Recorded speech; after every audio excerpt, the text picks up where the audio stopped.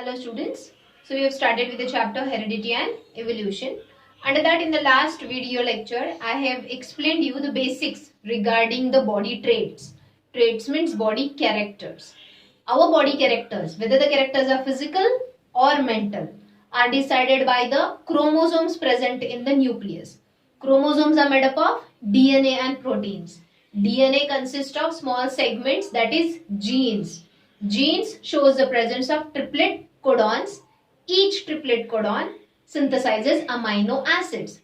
Such a number of amino acids are bonded together and then it forms proteins. And proteins decides our body character. For example, I gave you one example. Like suppose this is a gene segment. This is the gene which is having 3 triplet codons. How many triplet codons? 3. Suppose ATT, CGA, AGT, like this. Okay, 3 triplet codons. Now each triplet codon will synthesize, will produce amino acid. That is, suppose it will produce amino acid X, it will produce amino acid Y and it will produce amino acid Z. क्योंकि codons अलग अलग है तो amino acids जो produce होंगे वो भी अलग होंगे. Then these 3 amino acids will be bonded to each other with a peptide bond. Correct.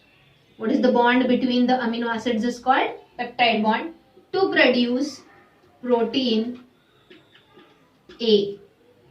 And suppose this protein A is nothing but GH, that is growth hormone. So if my body has this gene having these 3 codons, so my body will produce these 3 amino acids, means my body will produce this protein, that is growth hormone. तो मेरे body में growth hormone produce होगा तो my height will be toll. लेकिन जो short heighted people होते हैं, means जो डॉर्फ होते हैं, जिनकी हाइट ज्यादा टॉल नहीं होती, ओके, उनमें ये ट्रिपलेट कोडॉन्स नहीं है. सपोज यहाँ पे AGT के बदले AGG है तो यहाँ पे Z के बदले Z डैश है, तो यहाँ पे प्रोटीन A के बदले A डैश है. मतलब ये जो ग्रोथ हार्मोन है वो होगा लेकिन वो बहुत कम सिक्रीट होगा. समझ में आ रहा है? So in this way, genes are the main functional unit of hereditary characters. Heredity means transfer of traits, that is body characters, from parents to their offsprings or from one generation to the next generation, right? तो जब ये transmit होते हैं body characters, किसके through होते हैं? Genes के थ्रू. जीन्स मतलब डीएनए के थ्रू. डीएनए मतलब क्रोमोसोम्स के थ्रू. Chromosomes are present in the gamete, that is egg cell and sperm cell.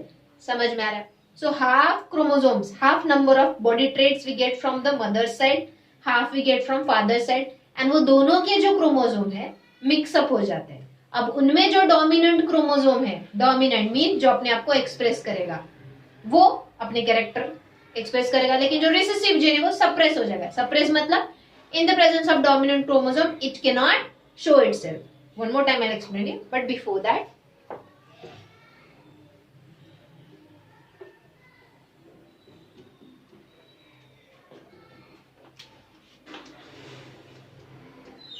so what are chromosomes?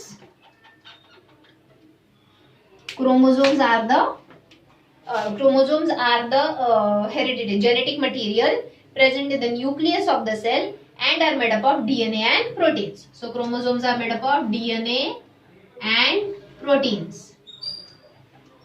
We can clearly see the chromosomes only at the time of cell division. How is the structure of a chromosome? It has a central depressed region that is called centromere, upper arm and lower arm. These 2 arms of the chromosomes are called chromatids. So this is called centromere and the arm is called chromatid. So this is upper chromatid, this is lower chromatid. Okay. Now every species means type of that animal. जैसे cat एक species है, dog एक species है, mango plant एक species है, papaya plant एक species है, human एक स्पीशीज है. देखो cat, dog, human, we all 3 are animals, but हम तीनों एक जैसे एनिमल्स हैं कि अलग अलग है? Yes. Are we different type of animals? So this types of animals is called species.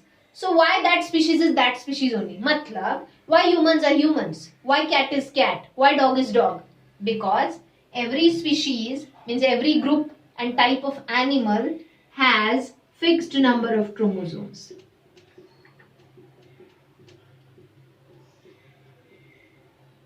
and because of that number of chromosomes and the types of chromosomes present in that species has its own unique characters.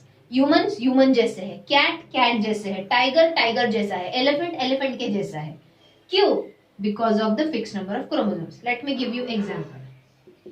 We humans are human species human है because we have 46 chromosomes in all the body cells. I said body cells. Body cell मतलब egg and sperm, gametes छोड़ के जितने भी cells है हमारी body में वो सारे हो गए body cells. Body cells means somatic cells. देखो every animal के body में दो type के cells है. Somatic cells मतलब body cell. Body cell मतलब muscle cell, hair cell, neurons, bone cell, blood cell, stomach cell, every cell. Okay. All the body cells are somatic cells, but only two cells, that is egg and sperm, are called gametic cells. And हमने पढ़ा है reproduction chapter में, gametic cells has half number of chromosomes, hence gametic cells are haploid cells. Somatic cells have double set of chromosomes, that is why they are called as diploid cells. Did we study this? 2n and n. हमने mitosis meiosis previous standard में पढ़ा है. Okay. अब potato I tell you. Yes, potato ये एक plant का species है. इसमें होते हैं 48 क्रोमोसोम और हमसे तो ज्यादा हर बॉडी सेल में, बट फिर भी पोटैटो क्रोमोसोम ज्यादा होंगे तो कैरेक्टर बहुत ज्यादा होंगे ऐसा कुछ नहीं है. क्रोमोसोम के अंदर कौन सा डीएनए है, डीएनए के अंदर कौन सा जीन्स है, वो जीन्स के हिसाब से हमारे कैरेक्टर है. भले हमने 40. Let me give you one more example. Crab सबको पता है animal, it is a sea food, famous sea food. It has 200 chromosomes in its body cells. तो इसके egg and sperm में कितने होंगे? 100. ओके. तो अब क्रैब में 200 क्रोमोसोम्स है, मतलब 200 टाइप के डीएनए है, लेकिन वो डीएनए के अंदर जीन्स के जो कोडॉन्स है वो इतने हाईली मॉडिफाइड नहीं है. उनके अमाइनो एसिड, उनके प्रोटीन्स लो लेवल के, तो उनके बॉडी कैरेक्टर्स भी हमारे जितने मॉडिफाइड नहीं है. समझे स्टूडेंट्स? क्रोमोसोम ज्यादा होंगे तो बॉडी एकदम वेल डेवलप्ड होगा ऐसे नहीं है. भले हम में 46 क्रोमोसोम है और क्रैब में 200 क्रोमोसोम है हर बॉडी सेल में, लेकिन फिर भी मैटर करता है हमारा type of DNA and type of gene present in that chromosome. Okay, so I hope you understood that every species is having its own unique characters because of the fixed number of chromosomes. Okay students, now I hope you understood about chromosomes. One last point, chromosomes are always paired. In which cells? Somatic cells. That is, in body cells chromosomes are always paired, but in gametic cells मतलब sex cells, that means egg and sperm, they are single, they are not paired. क्यों? See, ये है suppose egg cell and ये है sperm cell. इसमें suppose 46 है paired, इसमें भी 46 है paired, मतलब कितना? 23 pairs. तो 46 plus 46 कितना हो जाएगा? 92 क्रोमोसोम्स. तो ये ह्यूमन स्पीशीज रहेगा क्या? ह्यूमंस क्यों है? क्योंकि उनके हर बॉडी सेल में 46 क्रोमोसोम है. इधर कितने आ गए? 92. एलियन पैदा हो जाएगा कोई. समझ में? स्पीशीज कोई तो अलग ही हो जाएगी फिर. तो हमारी स्पीशीज वही रिटेन रखने के लिए यहाँ पे 46 मतलब पेयर में से 23 पेयर में से सिर्फ हाफ ही आते हैं, मतलब 23 chromosomes and 23 chromosomes together will fuse to form a zygote of 46 chromosomes. समझे? ओके. इसलिए गैमेटिक सेल्स में chromosomes are not paired, they are single, मतलब यहाँ पे 1 2 3 4 ऐसे 23 क्रोमोसोम्स होंगे. लेकिन बॉडी सेल में क्रोमोसोम्स विल बी पेयर्ड, मतलब यहाँ पे first pair, second pair. Are you getting that? Okay. So this is all about chromosomes. Now we will study some important terms, some important definitions which will need to study the further points.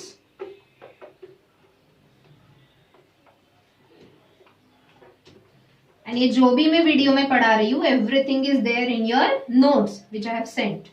Okay.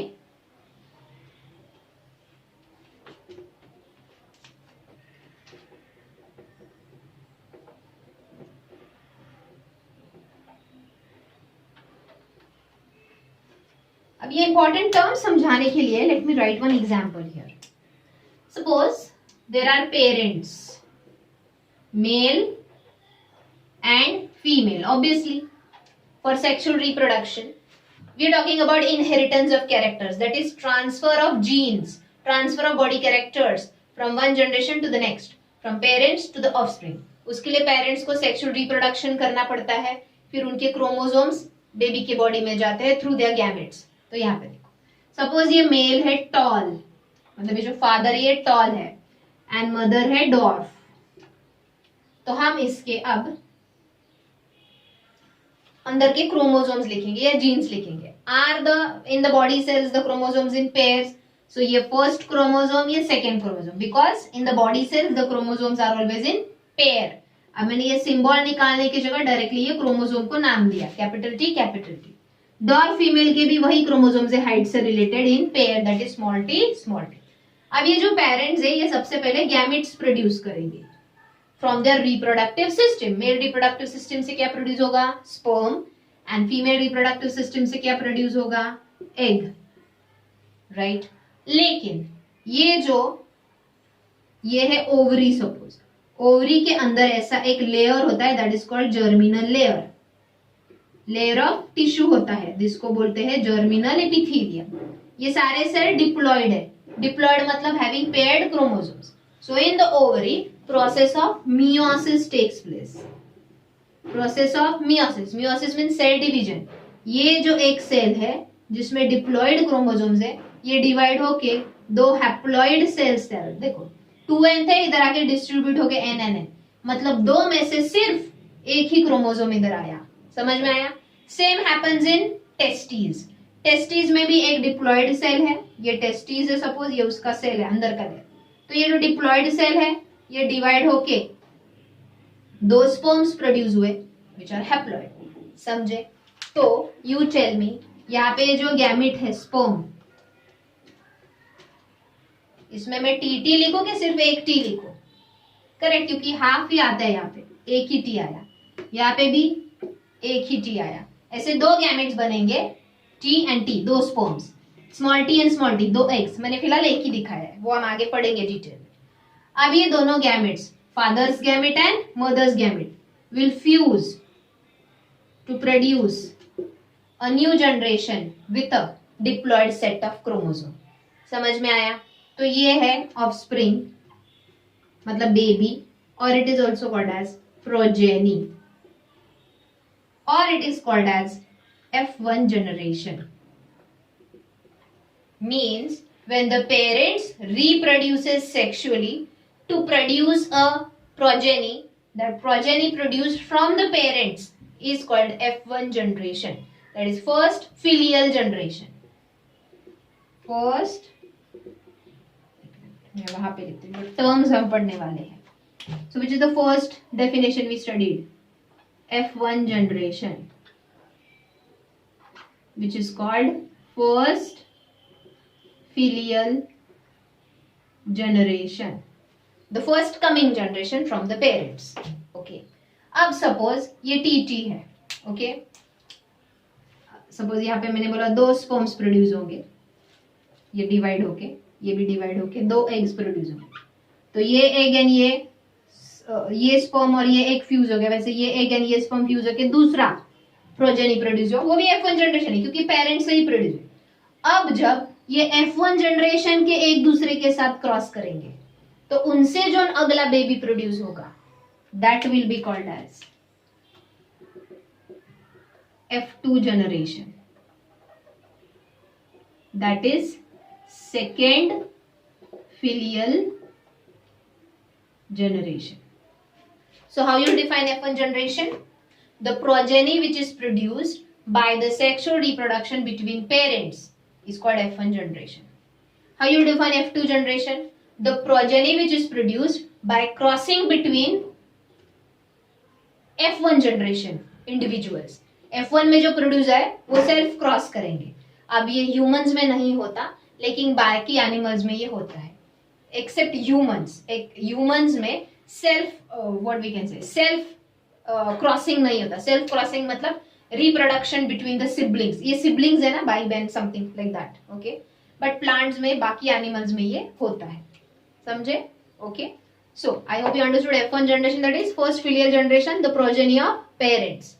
F2 means second filial generation, the progeny of F1 generation. समझे? Okay. अब यहाँ पे हम third point पढ़ेंगे जो हमने already पढ़ा है प्रीवियस वीडियो में. डोमिनेंट जीन, या तुम इसको डोमिनेंट क्रोमोसोम बोलो या तुम इसको डोमिनेंट कैरेक्टर बोलो, कुछ भी बोलो, meaning is same. Means which express itself in F1 generation. Recessive में लिखती हूँ पहले, just I write it and then I explain you. Recessive gene और रिसेसिव क्रोमोसोम और recessive character is suppressed in presence of dominant gene. Father क्या है? Toll. Mother क्या है? ड्वार्फ. लेकिन उनसे ये जो बेबी प्रोड्यूस हुआ, फादर एंड मदर के क्रोमोसोम के कॉम्बिनेशन से जो बेबी, जो प्रोजेनी प्रोड्यूस हुआ, इसके अंदर टॉलनेस वाला क्रोमोसोम भी और डॉफनेस. अच्छा, टॉलनेस वाला क्रोमोसोम मतलब ग्रोथ हार्मोन प्रोड्यूस होगा. डॉफनेस वाला क्रोमोसोम मतलब इसमें वो जीन ही नहीं है, उसमें ये प्रोटीन ही नहीं है, तो ग्रोथ हार्मोन प्रोड्यूस नहीं होगा. लेकिन अब ये वाला जीन भी है, ये वाला, चलो इसका कुछ फर्क नहीं पड़ेगा. ग्रोथ हार्मोन तो प्रोड्यूस हो रहा है ना बेबी की बॉडी में, मतलब बेबी विल ऑल्सो टॉल. तो भले दोनों जीन्स चाइल्ड के बॉडी में प्रेजेंट है, लेकिन कौन से जीन ने अपने आप को शो किया? टॉलनेस वाले. So that is called dominant gene. So dominant gene is a gene which describes itself, which express itself even in the presence of alternate gene. मतलब भले उसके साइड में रिसेसिव कोई भी जीन हो, इसके ऊपर फर्क नहीं पड़ता, ये अपना कैरेक्टर दिखा रहा है. But what is recessive gene? Which can express itself only in the presence of another identical gene. Recessive जब रिसेसिव के साथ है, क्योंकि इधर भी ग्रोथ हार्मोन प्रोड्यूस नहीं हो रहा है, इधर भी ग्रोथ हार्मोन प्रोड्यूस नहीं हो रहा है, इसलिए हाइट शॉर्ट है. लेकिन अभी यहाँ पे देखो, ये स्मॉल टी है, इसकी वजह से ग्रोथ हार्मोन प्रोड्यूस नहीं होगा, लेकिन उसके साथ कैपिटल टी है, वो तो ग्रोथ हार्मोन प्रोड्यूस करेगा ही करेगा, क्योंकि उसमें वो जीन है, उसमें वो प्रोटीन्स है. तो ये अपने आप को डोमिनेंट के प्रेजेंस में एक्सप्रेस नहीं कर पाता, मतलब वो खुद सप्रेस हो जाता है, मास्क हो जाता है, छिप जाता है उसकी वजह से. So that is called recessive gene. So you will define dominant gene, the gene which expresses itself in the F1 generation even in the presence of alternate gene. Alternate मतलब इसका अपोजिट है ना, ये capital T growth hormone produce करता है, small T growth hormone produce नहीं करता है. तो फॉर एग्जाम्पल, तुम दो भाई बहन हो, घर में बैठे हो, दोनों के सामने प्लेट रखी है, एक को भूख है एक को भूख नहीं. जिसको भूख लगी है वो खाएगा ही ना, वो दूसरे के लिए थोड़ी रुकेगा. वैसे यहाँ पे ये कैपिटल टी है, उसके अंदर वो जीन है, उसके अंदर वो अमाइनो एसिड्स है, तो वो प्रोटीन्स प्रोड्यूस करेगा ही करेगा, मतलब वो ग्रोथ हार्मोन प्रोड्यूस करेगा. ये नहीं कर रहा है, स्मॉल टी नहीं कर रहा है, इसलिए खुद नहीं रुकेगा ना. Understood? Okay. So dominant genes are the genes which expresses themselves in the F1 generation, मतलब वो दिख के आते हैं उनके character. But recessive genes gets suppressed in the presence of dominant gene. Recessive gene can express itself only in the presence of another recessive genes.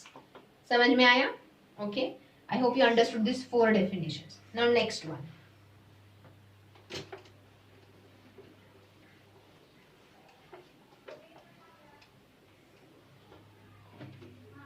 So यहाँ से एक T प्रोड्यूस हुआ गैमेट में, यहाँ से एक T, एंड ये fuse है क्या? Capital T small T.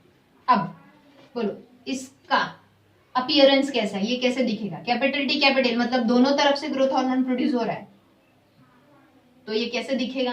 Toll. ये स्मॉल टी है, ये कैसे दिखेगा? Dwarf. So the physical appearance of the organism is called phenotype.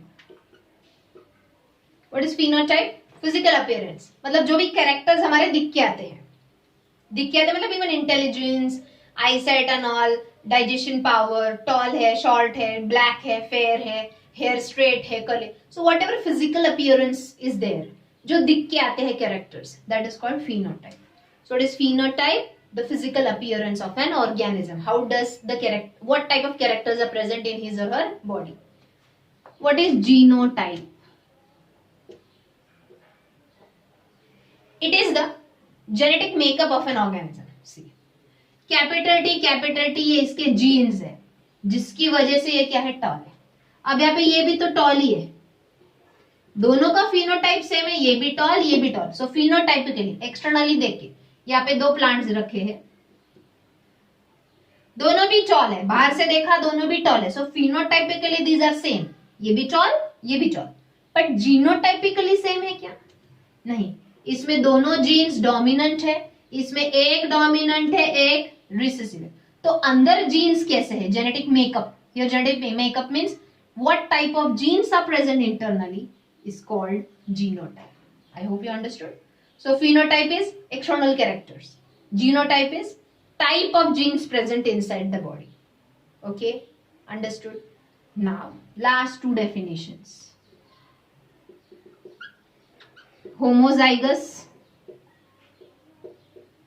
chromosomes or genes and heterozygous chromosomes or genes. Homozygous means these are the chromosomes or these are the genes which are identical, pair of chromosomes which are identical. Is it identical pair of genes, capital T capital T? Is it also identical pair of chromosomes, small t small t? So when the pair of chromosomes are identical, means both should be dominant or both should be recessive, then it is called homozygous chromosomes. These are heterozygous chromosomes. They are identical or disidentical? एक dominant है तो एक recessive है, तो identical है क्या डिसआइडेंटिकल? डिसआइडेंटिकल. So here they are डिसआइडेंटिकल और non identical. Pair of chromosomes is called heterozygous chromosomes. समझ में आया? Okay. Homozygous means in a pair of a chromosomes both are identical, means either both will be dominant or both will be recessive. Heterozygous chromosomes, pair of chromosomes in which these are non-identical chromosomes, one is dominant and one is recessive. समझे students? Okay. Now ये वाला जो progeny है ये pure है कि hybrid है? जब हेटेरोजाइगस है, दो अलग अलग कैरेक्टर का कॉम्बिनेशन है ये. फादर टॉल है कैरेक्टर में, मदर डॉर्फ है कैरेक्टर में. सो जब दो अलग, when there is a cross between the organisms with different characters, the progeny which is produced is called hybrid and it is called pure. क्योंकि यहाँ पे homozygous chromosomes है, यहाँ पे heterozygous. Understood? Any doubts? So students, अगर ये सब समझा होगा, hybrid, pure generation अगर समझा होगा, then and then only you will understand the next topic which we will study. But before that, यहाँ पे एक पॉइंट मैंने प्रीवियस वीडियो में बताया, let me repeat it. Dominant characters are the more powerful characters, right? क्योंकि वो अपने आप को शो करते हैं. Recessive characters are less powerful characters, क्योंकि वो अपना कैरेक्टर एक्सप्रेस नहीं कर पाते when they are along with the presence of dominant character. So dominant characters, if you see here, are always written in capital letters, and the corresponding recessive character, I said corresponding. अब suppose मैंने बोला there is one man who is tall and dark. Okay, tall के लिए चलो capital T, dark मतलब black colour के लिए suppose capital B. तो यहाँ पे डॉर्फ के लिए I will use small T, height से रिलेटेड है तो करस्पॉन्डिंग कैरेक्टर है. Are you getting that? इधर ब्लैक है, फेयर के लिए आई विल यूज स्मॉल. तो कैरेक्टर शुड बी सेम, मतलब ये रिप्रेजेंट करता है हाइट, ये रिप्रेजेंट करता है skin complexion, that is skin colour. समझे? So corresponding recessive character is represented with small letter. हम ऐसा नहीं कर सकते टॉल, एक टॉल है एंड दूसरा फेयर है तो टॉल के लिए कैपिटल टी एंड फेयर के लिए स्मॉल टी. नहीं, fairness is a skin character, tallness is a height character. ये दोनों सेम कैरेक्टर्स है कि अलग है? तो यहाँ पे हम इसके लिए स्मॉल टी यूज नहीं करेंगे. टॉल के अपोजिट शॉर्ट के लिए हम स्मॉल टी यूज करेंगे. समझे? ओके. Any doubts? सो सबसे पहले ये जितने भी डेफिनेशंस, इवन हाइब्रिड, ये जो भी मैंने अभी आज पढ़ाया है, सारे डेफिनेशंस पहले बाय हार्ट कर लो, then only better you will see the next part of the video. Before that, ये जो भी हमने अभी पढ़ा, देखो पेरेंट्स से प्रोजेनी में कैसे कैरेक्टर इनहेरिट होते हैं. So what is inheritance?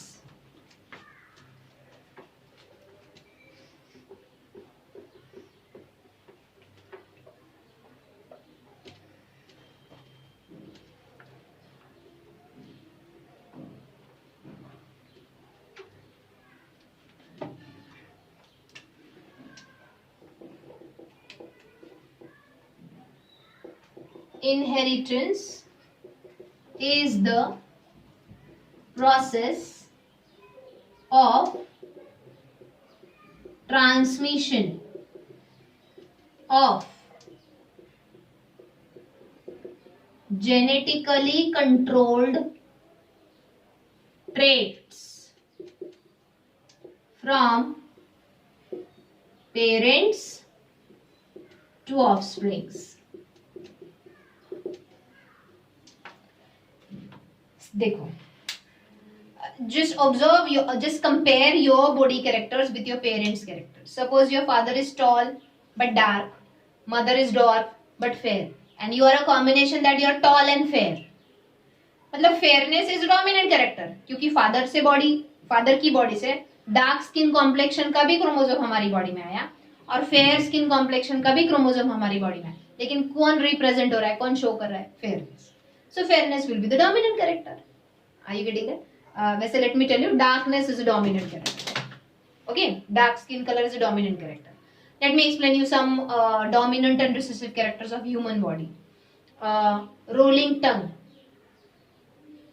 Okay, can you roll your tongue? If you can roll your tongue, rolling tongue is a dominant character. But there are some humans, they can't roll their tongue. वो अपनी tongue roll ही नहीं कर पाते. So that is a recessive character. Earlobe. ये जो हमारा earlobe है, अब मैंने earrings पहने, ये earlobe है ना, मेरा free है. देखो, किसी humans का ये इधर की साइड में attached होता है, completely free नहीं होता. So free earlobe majority humans का होता है, so that is dominant character. वो ज्यादा अपने आप को एक्सप्रेस करता है. Attached earlobe is a recessive character. One more I tell you, black hair is a dominant character. Blond hair is a recessive character. Blond मतलब गोल्डन येलोइश होते हैं ना किसी के बाल. Okay, next I will talk about having hair on the fingers. यहाँ पे ये रीजन में फिंगर पे हेयर होना is dominant character. But there are some people जिनके स्किन पे हेयर बहुत कम होते हैं, यहाँ पे तो होते ही नहीं. That is recessive character. So जो कैरेक्टर ज्यादा से ज्यादा एक्सप्रेस हो रहा है मींस दैट इज डोमिनेंट. जो कैरेक्टर कम अपने आप को एक्सप्रेस कर रहा है that is recessive. Okay, so transmission of these characters कैसे ट्रांसमिट होते हैं? Through gametes in the form of chromosomes, DNA and genes. Okay, so ये जो transmission of genetically controlled characters, now here it is genetically controlled characters means the characters which are controlled through genes. हमारे body के कुछ ऐसे character है जो हम externally and artificially भी चेंज कर सकते हैं. फॉर एग्जाम्पल, सपोज मेरे बाल कर्ली है, पार्लर में जाके स्ट्रेटनिंग करवा के वो मैं स्ट्रेट भी कर सकती हूँ, लेकिन वो जेनेटिक चेंज हुआ कि आर्टिफिशियल चेंज हुआ? Are you getting that? So transmission of genetically controlled traits from parents to offsprings, this process is called inheritance. So Gregor Mendel is known as father of genetics because he was the first one who studied the patterns of inheritance, how the characters are transmitted from parents to offsprings. He was the first one to study all this systematically through the experiments which he performed with pea plant. Green peas पता है ना, मटर पनीर खाते होगे, मटर, pea plant. pea plant का scientific name है Pisum sativum. Binomial nomenclature rules 9th standard में हमने पढ़ा है. Scientific name always made up of 2 words, जिसमें फर्स्ट वर्ड होता है जीनस, सेकेंड वर्ड होता है species. Genus should start with capital letter, इसलिए मैंने पी कैपिटल निकाला है. But species should have all small letters, तो एस मैंने कैपिटल नहीं निकाला. And scientific name should always be underlined. समझे? ओके. सो जो साइंटिस्ट है Gregor Mendel, he is known as the father of genetics. उन्होंने ये इनहेरिटेंस ये टर्म लाया, उन्होंने ये स्टडी किया. मतलब ही ऑब्जर्व कि पी प्लांट है, उसका जो ऑफस्प्रिंग प्रोड्यूस है वो पी ही है, डॉग का ऑफस्प्रिंग डॉग ही है, ह्यूमन का ऑफस्प्रिंग ह्यूमन. ऐसे क्यों कैरेक्टर सेम होते? Because of the chromosomes. वही क्रोमोसोम्स आगे जा रहे हैं ना. Are you getting that? तो ये सब इनहेरिटेंस की प्रोसेस उन्होंने स्टडी की by using the pea plant. Pea plants के साथ उन्होंने कुछ एक्सपेरिमेंट्स किए. That we are going to study in this chapter, but not today, in the next lecture. This much is sufficient for today. Notes भेजे हैं, copy down all the notes till this point. Okay students, thank you.